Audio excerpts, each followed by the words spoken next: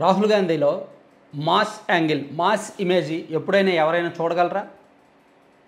ఆయన ప్రధానమంత్రి మోదీ గారితో సహా అటు స్పీకర్ గారిని, అమిత్ షా గారిని, రాజ్నాథ్ సింగ్ లాంటి పెద్ద పెద్ద నాయకుల్ని రాహుల్ గాంధీ గారు ఒక్కరే సమాధానం చెప్పగలరు. ఒక రకంగా బీజేపీ వాళ్ళు సమాధానం చెప్పలేక ఫ్రస్ట్రేషన్లోకి వెళ్ళిపోగలరు అని ఎవరైనా ఊహించారా? ఈ దేశంలో రాజకీయ నాయకుల్లో అత్యంత మాటకారి ఒక రకంగా నరేంద్ర మోదీ గారు. కాకపోతే ఆయనకు స్క్రిప్ట్ ఉండాలి, ప్రిపేర్ అవ్వాలి. వెనక ఏదో స్క్రిప్ట్ ఉండి ఆయన ప్రిపేర్ అయితేనే గట్టిగా సమాధానం చెప్పగలడు. లేకపోతే ఆయన దేశం తగలబడిపోతున్నా ఆయన ఏమీ మాట్లాడు. ఆయన పక్కన ఏదైనా తగలబడిపోతున్నా సరే ఆ సబ్జెక్ట్ మీద ఆయన మాట్లాడు. ప్రెస్ మీట్ పెట్టడు, ఏమీ ఉండదు. ప్రెస్ మీట్ పెట్టడు, పార్లమెంట్లో ప్రతిపక్షాలు గొడవ చేస్తున్నా మాట్లాడ్డా ఆయన. ఇటువంటి ప్రధానమంత్రిని మనం ఇప్పటివరకు చూడాలి. ఈవెన్ ఇంతకుముందు ప్రధానిగా చేసిన మన్మోహన్ సింగ్ గారు కూడా అప్పుడప్పుడు అయినా మాట్లాడేవాడు, ఎటువంటి ప్రిపరేషన్ లేకుండా. కానీ ఈయన అసలు ఏమీ మాట్లాడు. సరే, ఇది పక్కన పెడితే రాహుల్ గాంధీ గారిలో ఉన్న సబ్జెక్టు ఎంత ధాటిగా ఉంటుంది. ఆయన ప్రతిపక్ష నేతగా నెక్స్ట్ 5 సంవత్సరాలు ఎన్డీఏకి ఎటువంటి చుక్కలు చూపించబోతున్నారు అనేది ఈరోజు ఒక ట్రైలర్ రిలీజ్ చేశారు. ట్రైలర్ కూడా కాదు, టీజర్ రిలీజ్ చేశారు అనుకోవచ్చు.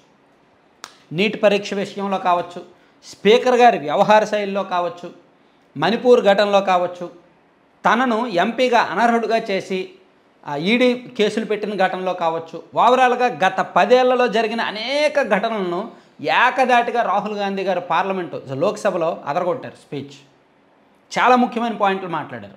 నేను ప్రతిపక్ష నేతగా ఉండడాన్ని సంతోషిస్తున్నాను, ఇదే నాకు బలం, ఇది నాకు ఆయుధం, సత్యంతో కూడిన ఆయుధం అని ఆయన స్టార్ట్ చేశారనమాట. సో ఆయన మాట్లాడిన దానిలో దేశమంతా ఏకమై రాజ్యాంగ పరిరక్షణకు కృషి చేసింది. భారత్ అనే భావన రాజ్యాంగంతో పాటు భాజపా ఆలోచనలను ప్రతిఘటించిన లక్షలాది మందిపై గత 10 ఏళ్లలో క్రమపద్ధతిలో దాడి జరిగింది. నేను బాధితున్నే. 20కి పైగా కేసులు మోపారు. నాకు 2 ఏళ్ల జైలు శిక్ష పడింది. నా ఇల్లు తీసేసుకున్నారు. ఈడీ ఆధ్వర్యంలో 55 గంటల పాటు విచారణ ఎదుర్కొన్నా అని చెప్పారు. ప్రతిపక్షంలో ఉండడం గర్వంగా, సంతోషంగా ఉంది. అధికారంలో కంటే ఇదే ఎక్కువ విలువైంది. ఇందులో సత్యం ఉందని అన్నారన్నమాట. సో ఒక రకంగా రాహుల్ గాంధీ గారి మాటలు బీజేపీ వాళ్ళకి ఒక్కొక్కరికి చాలా ధాటిగా తగులుతున్నాయి, గట్టిగా తగులుతున్నాయి.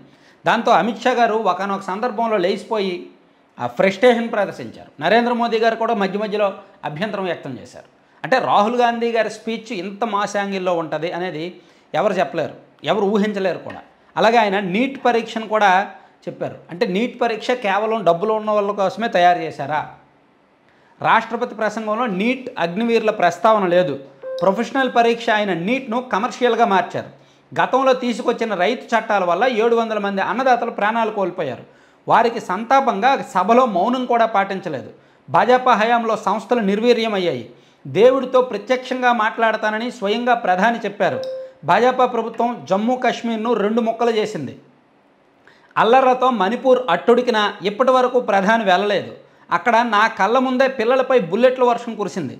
నోట్ల రద్దు వలన యువత ఉపాధి కోల్పోయింది. జీఎస్టీ వల్ల వ్యాపారులు, ప్రజలు అనేక బాధలు పడ్డారు.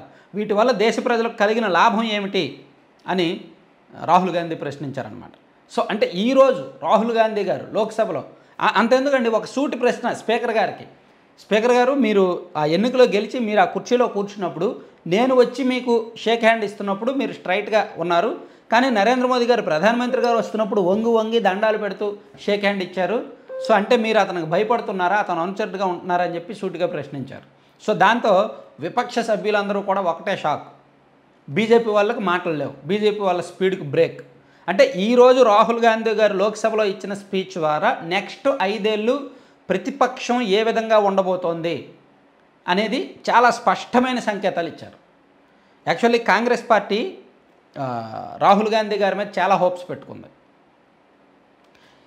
ఇండియా కూటమి రాహుల్ గాంధీ గారి మీద చాలా హోప్స్ పెట్టుకుంది. ఇండియా కూటమిలో ఇప్పుడు బలమైన నేతలు, కాంగ్రెస్ పార్టీలో ఒకప్పుడు బలమైన నేతలు ఉండేవాళ్ళు.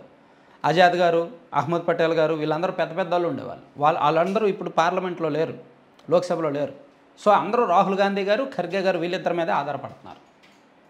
సో మొత్తానికి ఈరోజు స్పీచ్ అయితే మాత్రం బాగుందన్నమాట. వీలైతే యూట్యూబ్లో ఉంది, వినండి. ఆయన స్పీచ్ స్పష్టంగా వినండి, బాగుంటుంది. Thank you.